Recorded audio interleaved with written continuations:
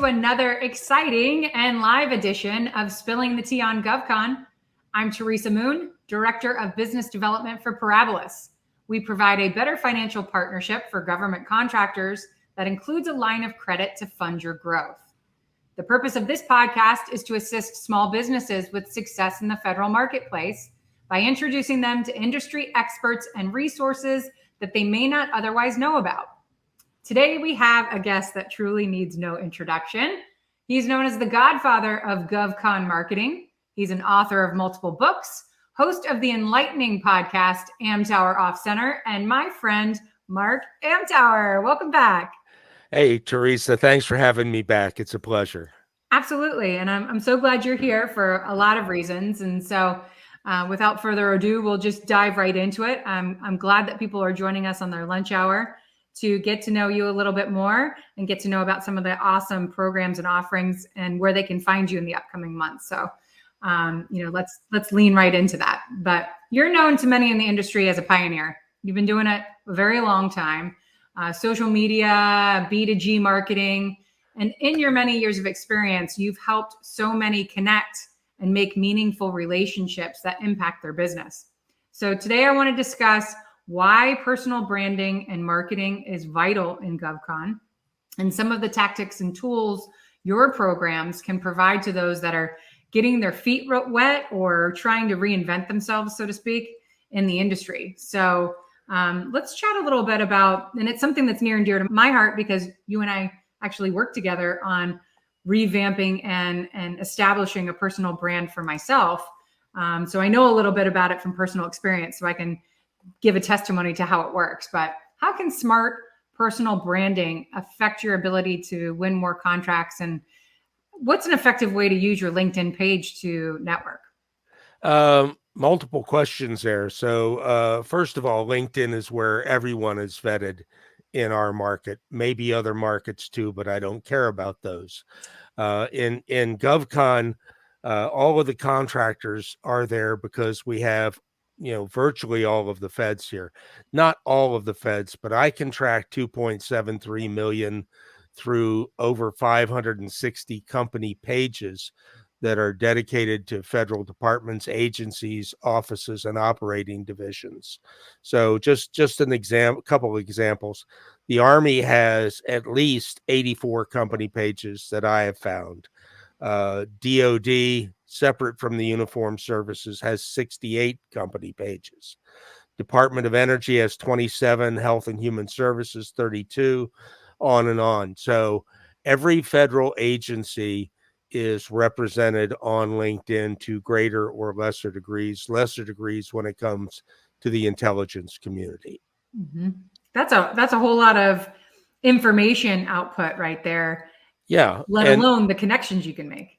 Right. I, as you know, I do a census of feds on LinkedIn every year. I publish it usually late December, early January, and I sell the list of websites. So the company pages is available. It's cheap, 566, I think, right now for $99. Wow. So if you want it, drop me a line. But again, you were easy to work with. Number one, because you're an information sponge. Number two, you had a lot to work with. What you do, what Parabolis brings to the table, very focused. So it was easy to talk about, what you bring to the party, right? Mm-hmm. So, and you share information on a very regular basis. You develop this podcast to reach out to people. So you're reaching out in multiple ways. And this is what people have to do, regardless of whether you're part of a big company or a small company. If you're part of a big company, you probably aren't going to be able to do your own podcast, but your company will have other information that you should be able to share on a regular basis. If your profile is not an information source for people who should be doing business with you, shoot yourself. I love it when you say that. But it's, it's true. The simple act of being on LinkedIn is marketing, period. All right. So you're presenting yourself good, bad, the good, the bad, the ugly, right? Mm-hmm. If you're not doing anything on LinkedIn, you're a road sign on a road that nobody drives on anymore. So you're not getting any traffic. The more you post things that are germane to your market, the more likely it is you'll develop traffic.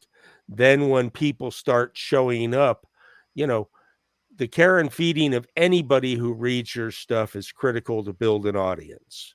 Right. So, and I know that you do this well. So if I have, fortunately, I've been generating content for this market for going on 40 years. So I'm fairly well known in the market. And when I post stuff, people comment, they like, I always comment back to anybody that comments. Sometimes I'll go through the likes and say, hey, thanks for liking. We haven't talked in a long time. Let's get on a Zoom. Mm-hmm. If it's a second degree, I'll look at their profile and I might reach out and say, hey, let's connect. Thank you for the like on LinkedIn. Let's set a time to chat. Right. I'm not going to try to sell them anything, at least not right away, but I want them to know that I appreciate people looking at and reading my stuff. There's several people who are viewing this Yeah. who I've worked with before. I just saw Stephanie Geiger post something up there. I love Steph. Uh, Hi, One of Steph. my favorite. I'm sorry. I said, hi, Steph. Yeah, and she's contributed 2 chapters in our latest book, Yeah. Government Marketing Best Practices 2.0. Mm-hmm. Um, so generating content, being positive, adding value is really key here. Um, and I'll mention this because we're entering a political season. I'm not sure if we actually have off political seasons anymore, Right. but LinkedIn is not a place for politics or religious points of view. Those are personal. If you want to take them to Facebook or some other venue, do it. They don't belong on LinkedIn. Well, I mean, it's the kiss of death. So if you go down that avenue, you're going to find out really quickly how many friends you've lost. And I started interacting more, especially with regard to comments, both adding comments to people who I follow and Right. responding to comments when information was left on posts that I put out because of your advice with that. And I found that the level of activity increased, even though it takes a little bit of time out of the day. I dedicate every single day time to engaging with people that I'm connected with and information that I find informative for me, and returning the engagement to people who interact with me because of your advice. And I find because of that, I get a lot of positive support when I am putting out things that are important to myself or to my company, because they're maybe are returning the favor, which is fine, but we're following each other more steadily because our information is popping up into that algorithm more often as well. So there is a science behind it too. There is a science behind it. I won't pretend to understand the algorithm, No, it's a big word that I like to or throw yeah, out. or to know what an algorithm really is. But I know it controls my fate on LinkedIn, and the more I engage, the more likely it is people will engage with me. So, Right. and you make an excellent point there. Posting your own content is one thing. Commenting and reading other people's stuff, liking, and not simply liking, but commenting on it. If you Right. like it, tell people why you like it. If you like it a lot, repost it, because, you know, you're only able to generate so much of your own original stuff, right? Mm-hmm. So posting other people's stuff, if it's germane to the audience that you want to develop, that your network, that's perfectly legitimate. But when you repost, curate, tell people why you're doing this repost, what really grabbed you about this. Right. Going in a little deeper as well, I think a lot of my education is found on information that's put out on LinkedIn through other people. even people including my competimates, right? There's enough business in this industry for all of us to do well. There doesn't have to be any negative connotation to that word competition. But I learn a lot from people within my same industry with the way that they view the audience that we might share. And so how important is market research and knowing your competition in regards to putting out information and interacting with information that's being put out from others? Boy, there's a lot of things I want to talk about in there, but first of all, unfortunately or fortunately, I've been doing this so long, I've mentored a great many of my own competitors. Right. So, but and the thing there is, Stephanie Geiger, Stacy Piper, Chris Parente, people that I interact with on a regular basis. If these are people who are really good at what they do. So the more you interact with them, the more ideas are going to float to the top for all of the people involved. Right. So that is great. And in a way, that's kind of market research because you're sharing information about the market and it's floating to the top. Mm-hmm. Knowing your competition in the in our market, regardless of whether it's you're going after a contract or you're a consultant going after certain clients, it's important to know who your competitors are, what their strengths are versus yours, so you can start to differentiate. If you're not a differentiated solution, if you're not a subject matter expert or a thought leader in a particular niche, there's nothing to differentiate your solution from anybody else's. So that is huge. And Lee Fredrickson of Hinge Marketing has a book that just came out this week. The new I'm going to forget the name of it. The new book on Visible Expert. If you look up Lee Fredrickson on Amazon, it should show up, and I'll send you the link after for the book. But he does research on what it takes to be a subject matter expert, what Hinge calls visible experts. Mm-hmm. So there's some great stuff in there on how to differentiate yourself, how to present yourself, engagement, the types of content that you need to do. I mean, I write about this stuff all the time anyway. So you can look at my articles on LinkedIn, or you can scroll through my 15 years worth of articles on Right. Washington technology, or the books. And as Steph just pointed out, or as Ms. Geiger just pointed out, Government Marketing Best Practices 2.0 is available on Amazon. It is dirt cheap. It is a great book. I had 11 co-authors on that book covering a lot of topics.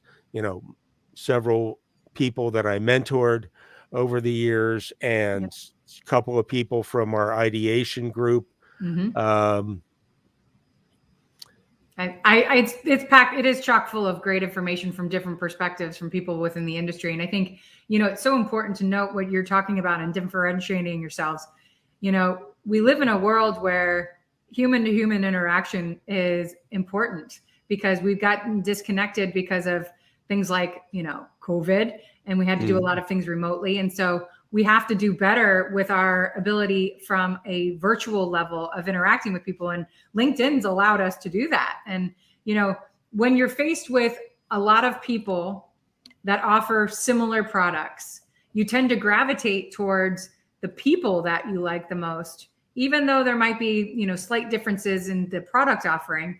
You're more apt to do business with people that you like and the people that and you trust them because you know them, as opposed to just the blanket, I'm going to, pick and choose based off of how snappy their images are online. It's that constant interaction that lets people know who you are. So things like this, or going to events, which you and I will talk about some of the events that you'll be at in the upcoming weeks. And I think that's a huge differentiator, that you're getting ahead of the curve by presenting yourself often on LinkedIn and humanizing your work, instead of it just being a posting of your brand and putting a blurb of, this is what we do on it.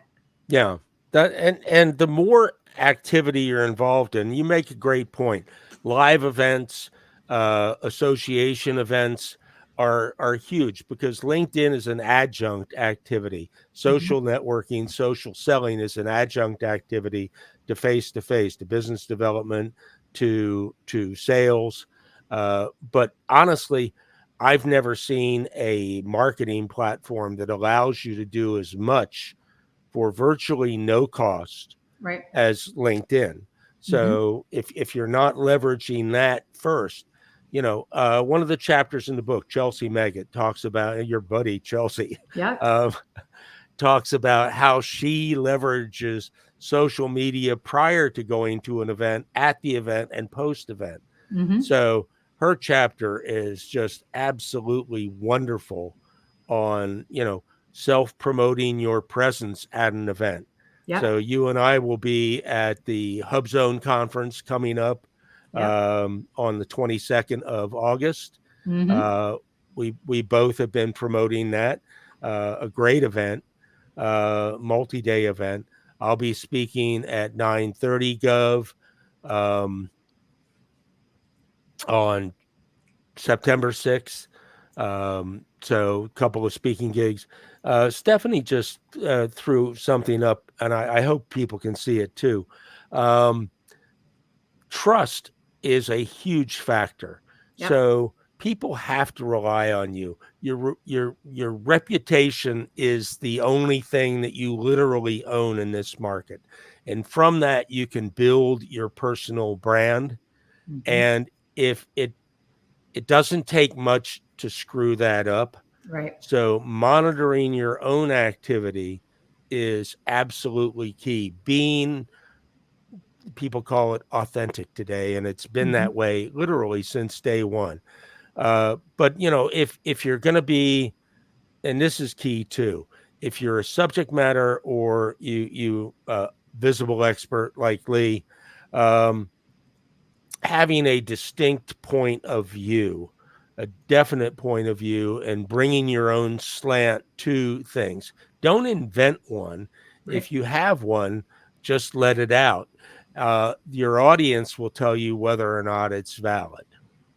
And I think, you and I don't have problems being authentic. You get what you pay for with the two of us. So that's the beauty of it. I always say I'm this person no matter where you find me. So I'm nothing if I'm not consistent. And, you know, I've learned a lot from you in a short period of time based off of being involved in some of the training courses and the programs that you have in place. And I wanted to take a minute for you to be able to talk about that. The personal branding program that you put together is one in particular that we did together.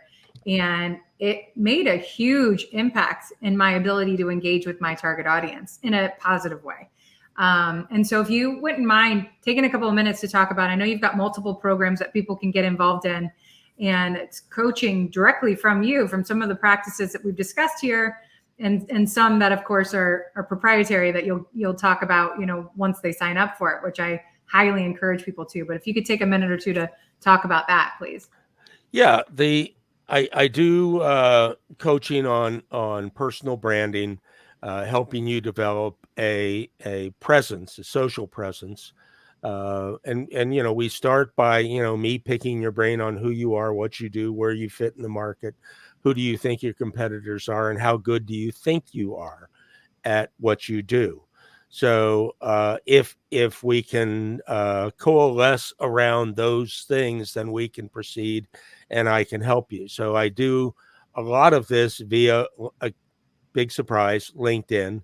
Mm-hmm. Um, but part of it is also discussing where are you spending your physical networking time, which associations do you belong to, do you participate, do you leverage I'm in AFCEA.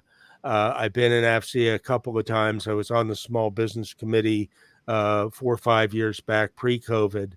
I'm now I live in Columbia, Maryland, but I'm part of AFCEA Nova, Northern Virginia. Mm-hmm. And I just told all of the chairs of the committees there that I'm available to help, and they'll figure out which one or two I can actually, lend some some expertise to. Mhm. So, but helping you differentiate yourself as an individual is definitely one thing I do. I also do LinkedIn training for companies. I have a couple of different programs there. One that's a little shorter, and one that's designed to be much longer and much deeper dive. I do the same thing for. I have a small business program, and it's a year-long program. We can expedite that into 6 months if you like, but it covers the differentiation, the content development, the social networking, social selling techniques, building out your company profile and your individual profiles on LinkedIn, highlighting your SMEs. So, and it's designed for smalls and it's priced for smalls. So I offer a lot of training in these areas, and it's all remote. I'm not going to come to your shop. I don't travel unless I am paid rather well. Um, I mean, it isn't necessary to have to travel. I mean, I'm in Florida. You and I worked completely well together around our schedules. It made it very easy for us to fit it in when we had time to do so, and it worked to my benefit, of course, because I travel a lot too. So even if I wasn't at home, I was still able to engage with you in our efforts together. And I've referred a couple of clients of mine who one is a little bit more established, one is just starting out, and it's common that I find the most of the small businesses that I interact with, their biggest issues either stem from business development navigation or marketing navigation, and how you market yourself both on LinkedIn and on your capability statement and your appearance when you attend events are important. I mean, people, small business directors for agencies and primes are going to look at your LinkedIn page for your company. And if they can't figure out quickly what you do and how that can help them after you've reached out, they're probably going to pass over you. So Mark really has some great techniques of refining your visibility so that it's attractive to the buyers that you're trying to, make those relationships with. It's just like when you're going to get a job, you send your resume to an employer or hopeful employer. They're going to look your LinkedIn page. And yep. if you've got, an inappropriate picture and you'd like, to your point, you're talking about politics and religion, they're going to pass over you in a heartbeat because that's an easy red flag indicator to them. So marketing yourself outwardly on LinkedIn and having someone guide you through that process is super impactful with being able to be recognized appropriately in the market. I think. It is, and again, LinkedIn is the first place we're all vetted. If people do not know you, even if it's a personal referral, you should call this person. They're excellent at this. They're Mm-hmm. going to vet you, and they're going to vet you on LinkedIn. So if if your picture on LinkedIn is you in a yacht with a fishing pole, and a government contracting officer looks at you on that, they're going to go, this guy makes way too much money, and he's not talking about the results that I want. Nice fish, bud, but it ain't a task order. Right. Not for me. Yeah, you've got to present yourself in a certain way, and that's what I learned from the program that I did with you. I encourage people to reach out to Mark on LinkedIn, utilize the platform that he's going to help you make better for yourself, and reach out to him so that he can, help you decipher which of the programs or all of them that might be appropriate for you. Because I'm personally better having done and gone through the training with him, and not to mention the fact that you've got a network badder than most people can imagine because of the years of influence that you've been in this industry. And Mark is very gracious and generous in his introductions to people that he knows can further help you. So if it's something that he can connect you with, he will. And so knowing him is a benefit to you. So I encourage everyone to reach out and find out more information and get his books. They're helpful as well. Put them at your desktop and read them when you can. I think it is so important that you are tied to your business, whether you like it or not.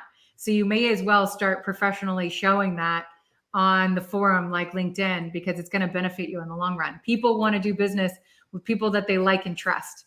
And the way that you can, create some of that is through your visibility on LinkedIn. And Mark is a master at that. And so I'm grateful for having done it. And I couldn't have been more grateful for the price too, because I didn't have to twist anyone's arm to get that expended through my budget. It was easy to do. And so he definitely gives a lot, and you're going to get a lot in return.